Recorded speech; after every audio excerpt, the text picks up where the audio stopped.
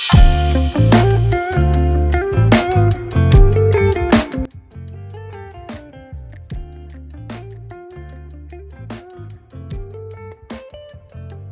y'all, happy Monday. It's Easter Monday. Happy Easter.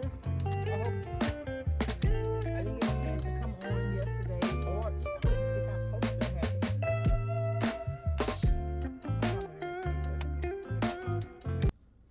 Welcome all my new subscribers. We had a good day at church yesterday, y'all. After I came in from church, I stayed in the house. Well, I went out for a minute and came right on back home. But how is everybody doing?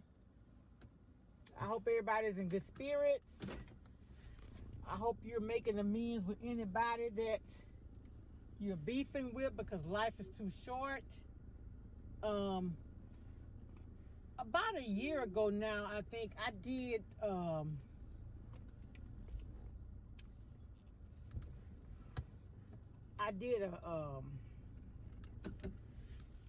31 days of prayer for our youth, and y'all, it's still going on, all these killings, shootings and things. And you know,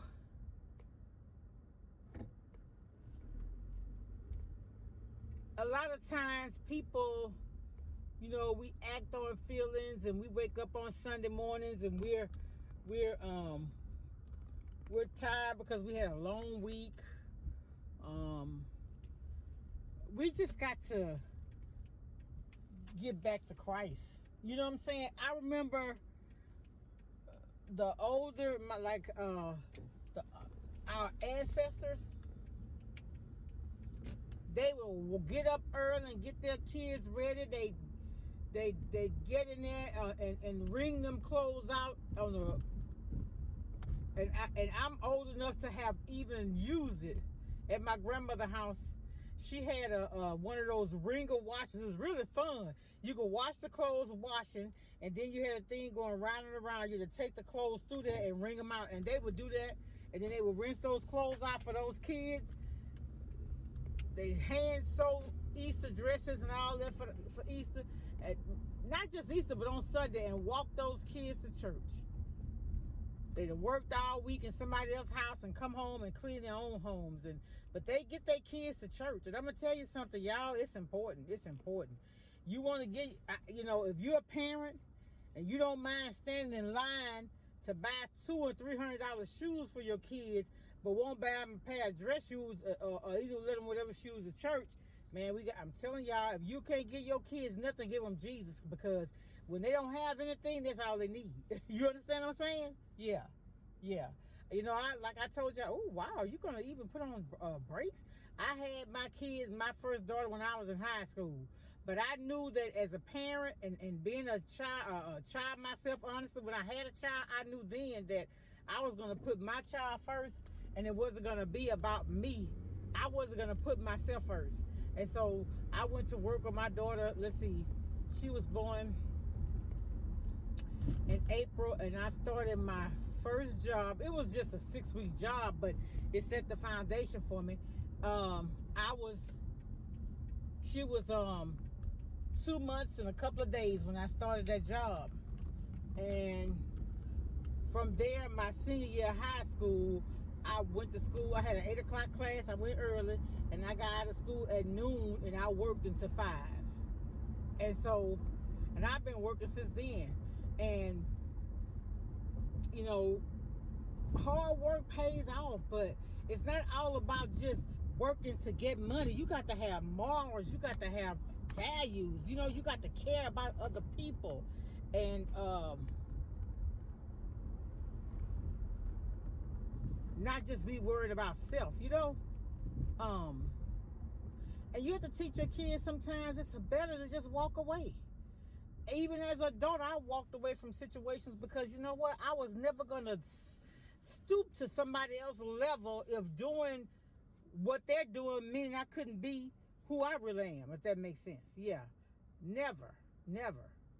So, you know, my son and I had that talk. He was talking about, you know, what he called it, street etiquette or something we were talking about. He was asking me questions about it. And I was telling them, you know, sometimes the biggest person just walks away. You know, and you got to teach your kids that you don't have to be like everybody else. Be an original. Don't be a copycat.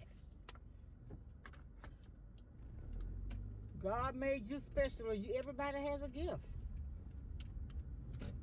But if you're so wrapped up in yourself, what is your gift? Do you even know? Are you even trying to find out what is your purpose? You understand? What is your purpose? Do you know? Do you even sit sometime and talk to the Lord to find out? But I mean, this is things that a lot of kids are going through a lot, and a lot of what they're going through is things of the world.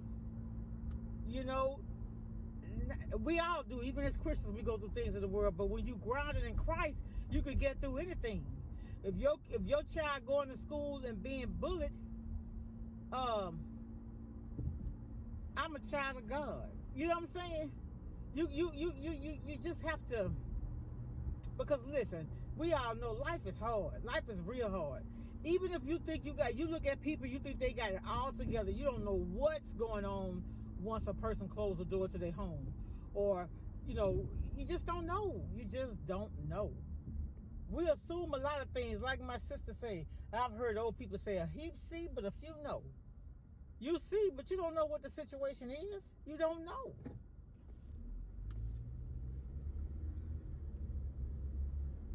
And the loudest person ain't always the smartest. Not always the best. The best dressed. Is not always the happiest. The beautifulest person, the most beautiful on the outside could be ugly on the inside. It's just a lot. It's a lot. Now, you see God first, I'm telling y'all, because I have been there myself. I've told you, I've had this testimony, and maybe I can reshare, because a lot of people, y'all, I went from 20 people watching my my videos up to 50. Thank y'all. But I'm telling y'all, it's all love here, and I'm just trying to help somebody. Just because you don't have the best car, look, I'm not driving the best car. I got a college degree, my car is paid for. And honestly, not to brag, I can afford a car note. But guess what? A car note is bad debt. I know eventually I'm going to get another vehicle, but I said when I had my last two vehicles were Fords. First one I bought in '95, it was a brand new Ford Escort. Ended up having trouble with the motor. Then I traded that in and bought another Ford Taurus. Guess what? Ended up having trouble with the motor in that one. So now, only thing I'm going to drive, if the Lord let me live, if the Lord said the same, are Toyotas and Honda. I have a Toyota Camry now. On the dash, I got 156,000. The man told me, he said, ma'am, I have seen those cars go 400,000 miles. If you look at the body of my car, you wouldn't think it was as old as it is. The inside, I can get a detail and stuff, but you know, I'm just saying, material things don't measure or don't equal happiness. And that's what and we got to instill it in our kids. If you go to school with one of those on, those shoes that don't have a name, that ain't funny. But what I'm saying is, that don't define you. It doesn't. I remember we were in college and we had this lady, this girl, and she was smart though. And her mother, I thought she had a single parent, but she didn't. But her parents just weren't wealthy. And when she took a class, she never sold a book. She was saving that book for her siblings. And people would talk about her because she wore the same coat or whatever. But guess what? She's a retired officer in the military now. But her parents gave her Christ. You understand what I'm saying? Listen, we gotta, even myself as a younger mother, I was big on my kids being presentable, always having their basic needs, even though sometimes it was hard. I told y'all about that. But I tried to keep them in church, even when I was working and going to school. And then at one time I had to go to school some evenings. And so we ended up with me having to work on Sundays to make my 40 hours. And so my sister and another church member, they would be driving the church van. They would make sure my kids got to church if I couldn't go. They take them up. They pick them up for drill team practice, for choir rehearsal, for youth meeting, all of that. So you know, like I takes a village, and it does, but the real village starts in the home. You know what I'm saying? You can't be your child's friend. You know what I'm saying? I love you. I'm here for you. I'm not your friend. I'm your mother. It's a level of respect you have to have. Mothers shouldn't be going to the club with their teenage daughters. No. Now, I've had instances, not my mother, because my mother, you know, went out with us, of course. My mom had me in her late 30s. But I've gone out with my older sisters and cousins and things like that when we'd be out of town on for family reunions and stuff like that. But man, people don't have morals, don't have standards anymore. Just do whatever. And like I say, I've been guilty. I was guilty of sexual sins though, but no more. I'm not. And a lot of people are like, yeah, really, yeah. I'm serious. I realized that until I could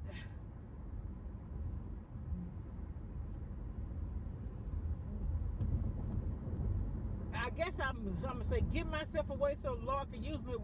Less of me and more of him is what I'm saying. And I wanted to do more work in the church. Like y'all know, I worked with the well, y'all didn't know, I was over the pastor's aides ministry, and the food and clothing and all that. But I felt guilty because I was living in sin. I'm just being honest. And I made a vow to God. I said, you know what? And it was that pandemic year. Let me see. No, it was last year. We all have been through so much with this pandemic and all that. I just wanted to rededicate my life to Christ. I did, because I know that it's something that he wants me to do. And that's why I'm here. I think part of it is YouTube. I've never worn fake eyelashes. I told you I wore a wig one time. So that's not my lane. I'm not going to come on here like I'm a beauty guru or fashionista and all that, because I dress kind of conservative. I'm big chested, so you ain't going to see me. I work as a professional, so I try not to even show cleavage at all. You'll see me with I wear these tanks. They're like almost like body shapers. What would you call it? But anyway, whatever. I'm just saying, it's a lot.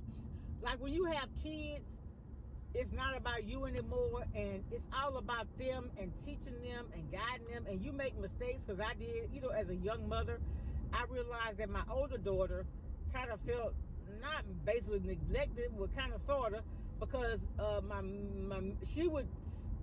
But like I can say this, when I left them, I was going to work. I didn't leave my kids at home and they were of age, but I didn't leave them to go out partying and stuff like that. No, I went out. Anything I did that didn't involve my kids was something they shouldn't be privy to. Like if I was going to an event where people were drinking and stuff, I wouldn't go until I had gave them a bath and put them in the bed. You know what I'm saying? So, I'm just saying, you having parties at your house and y'all drinking and cursing and doing any and everything, and the kids right there, the kids sitting down. This girl told me, she said she was 12 or 13 years old. She was at the bartender at her mama's house when she had parties. And so that's how she learned how to hold her liquor. Now, I'm going to be honest with you. I remember, I was old enough to go out, but I remember we were at my sister house when she was living in Arkansas, and I had gone, and they left me with the kids, and so I had my little drink there, and they were like high school, and I gave them all a little. And do you know that it's legal for your children to drink at home in the company of the parents? Like, for instance, if you at home and you made daiquiris and you gave your kids a little bit, that's fine. You haven't broken the law. But let me tell you why I did that. Right now, any one of my nieces and nephews that I cook, They really, honestly, and truly could outdrink me.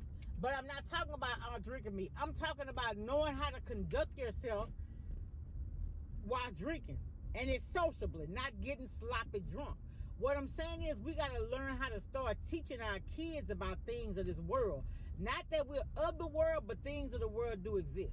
Like I told my son, I was supposed to make daiquiris yesterday. I never did get around to it. I told him, I said, when I make daiquiris, I'm going to give you a little bit.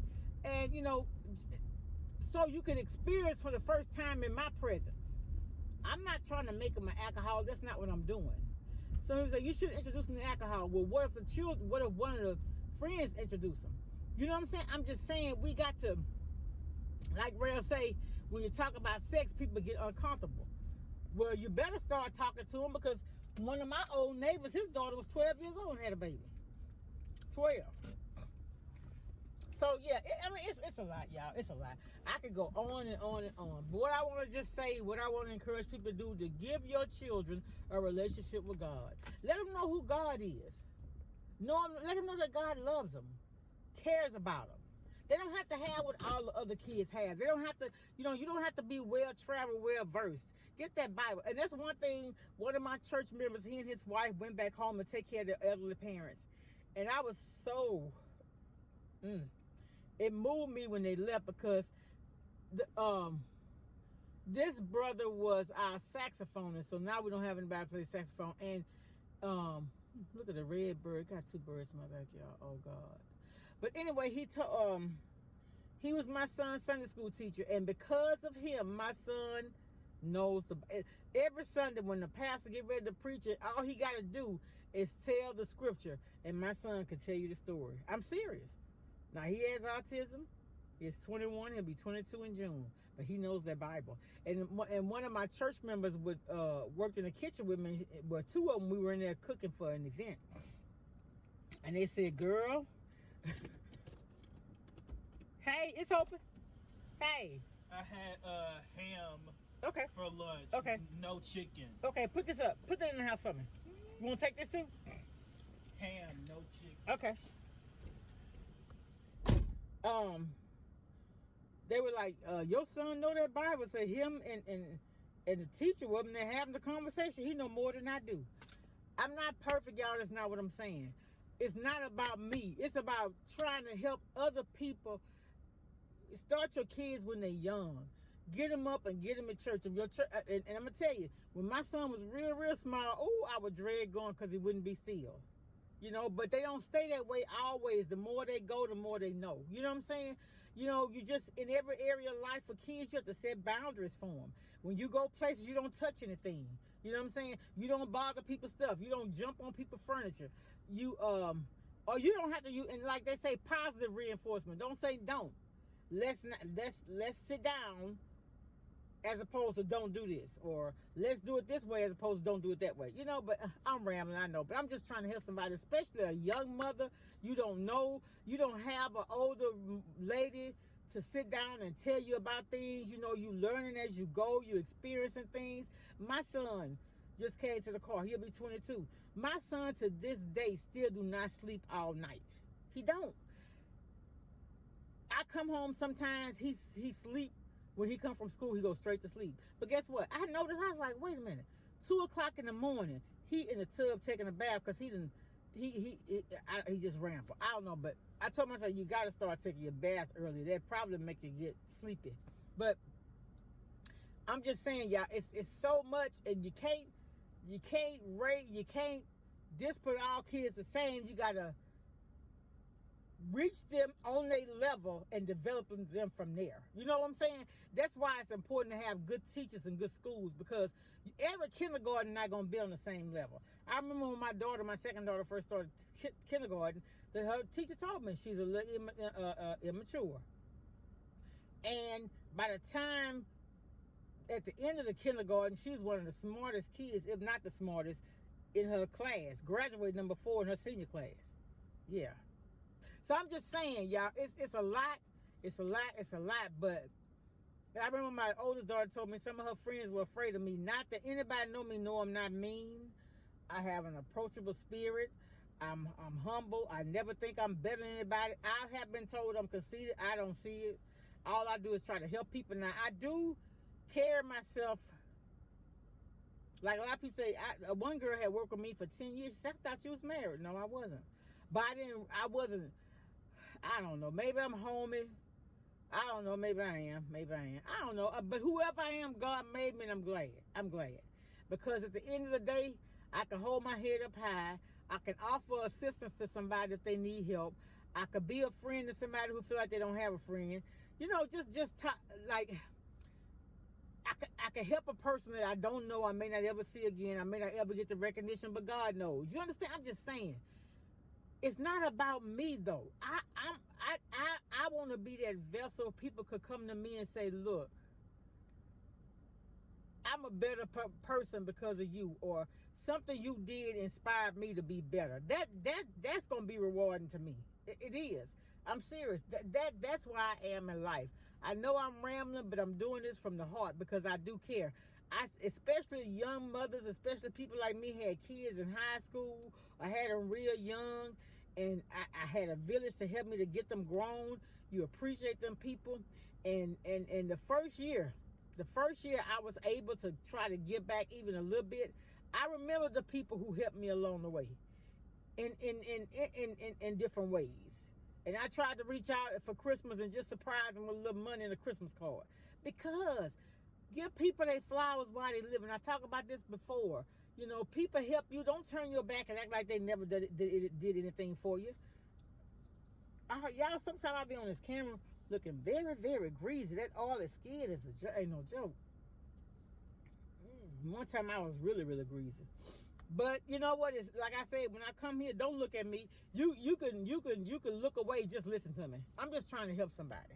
I'm just trying to help somebody. Cause I'm gonna tell y'all, when I had left school. I was going to grandma. Left grandma. Came home. Had my daughter. I was depressed, and I knew I wanted to be successful. And if you really look at my situation, look what I'm driving. Do you think I'm successful? How is success measured to you? To me, success is when I'm able to help somebody else. And it not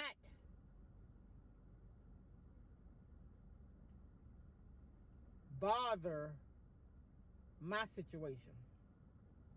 Success to me is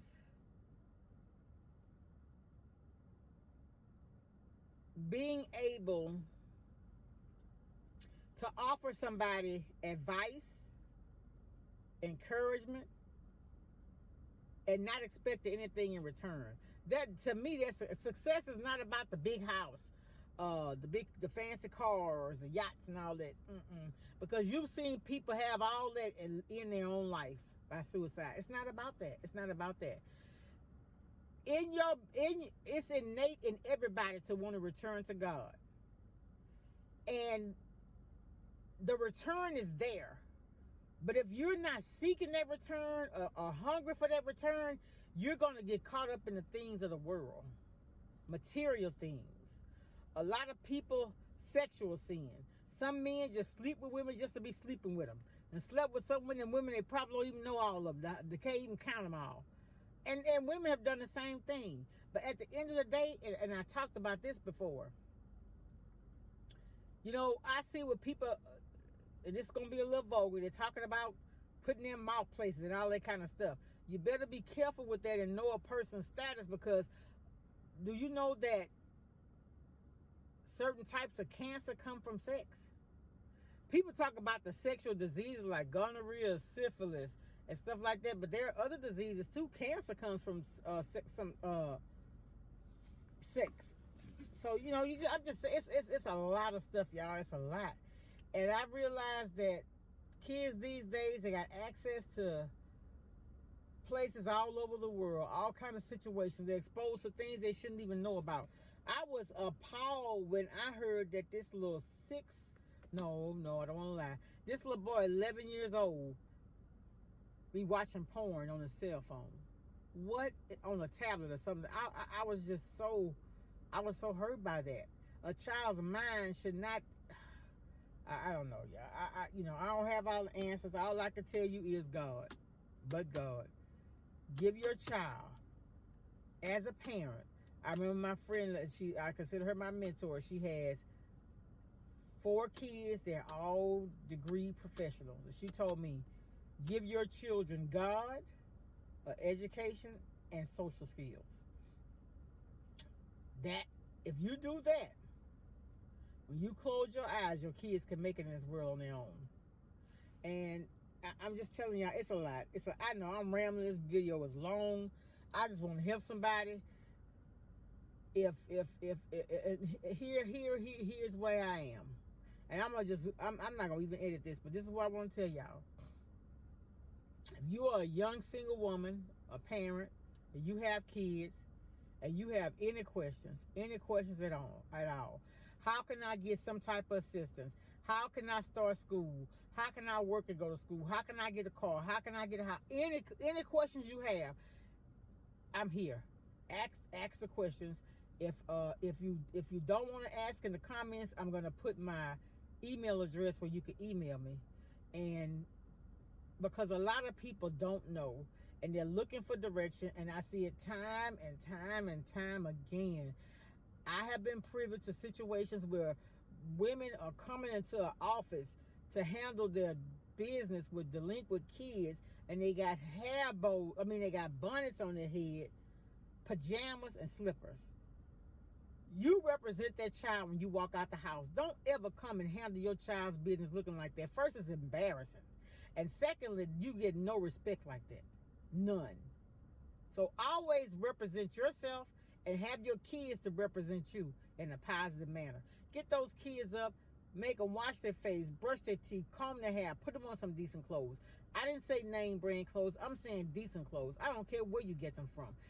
If you're a young single parent, I don't care, you can be a married parent, and you want some advice on how you can shop for your kids affordably. Every year, y'all, at income tax time, and I'm gonna be honest, and I talked about this. I'm gonna link the videos about the stuff I'm talking about. I got into a financial situation that I'm not out of right now, student loans. And let me tell you what happened. I was proud and I didn't want free government assistance. I got student loans, and that's how I would do for my kids. Some people even had their own interpretation of how I was able to do it. They thought I was getting help from other people. No, I got a lot of student loans, could teach it, show you different. But what it was is, JCPenney, y'all remember back in the day, used to have this overstock catalog. And I'll never forget, Mervyn's, places like that. I would go and my kids would have on a brand new outfit, including the shoes, and I wouldn't be spending but $15 because I knew how to shop, and I still know how to do it. Like I've been shopping for Christmas already. You know why? Because they had coats, $150 coats I got for $19.99. But I know how to shop. Only thing is, you have to, if you're going to buy for next year, you got to size up. Like if your child right now is in a size 4, don't buy a size 4 coat for next year, go up to a 6 or a 7. You know what I'm saying? I don't mind a coat being a little large because you're dressing in layers anyway. You understand what I'm saying? You don't keep the coat on that long, it's just for when you're outside. And so I'm telling y'all, my second daughter, I remember one year she had so many coats that she hadn't had a chance to wear it. I was just giving them away. Y'all, $6 and $7 though. JCPenney overstock catalog, and still at JCPenney right now today. I was just telling my sister, Red was saying that he was gonna make it dress down Easter. I don't know how that's gonna work for us, so you know what I'm saying, but because he didn't want people to be dissuaded about coming to church because they didn't have new Easter clothes, which I want something I already had. Now my son, he had on an old pair of pants, not old, but a pair of pants, and he had shoes. We go to church every Sunday, so it doesn't matter. But I was telling my sister, the shirt and tie he had on yesterday, JCPenney catalog. JCPenney had $50, you know, the Stafford dress shirts with the ties. You know how sometimes it'd be 50% off, make them $24.99 because they're $50. But this particular time when I got them for my son, I went on there, they were $9.99 for a $50 shirt and tie set. What did I do? I shopped up a size and got him 10 of them. So I spent $100 on 10 dress shirts with the ties. So what he did for Easter, went up there and picked the I think it was a lavender with the lavender and black tie with his black. That's what he wore to church yesterday. What I'm saying, and I did that probably last year income tax or whatever. I don't know.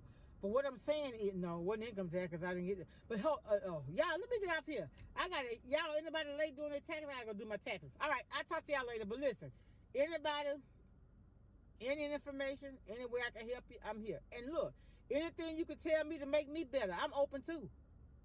I want to never, the day you stop learning is the day you die. All right?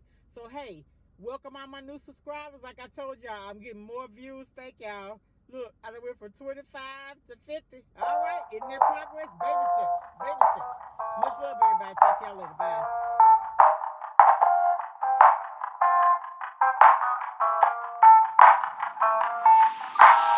Bye.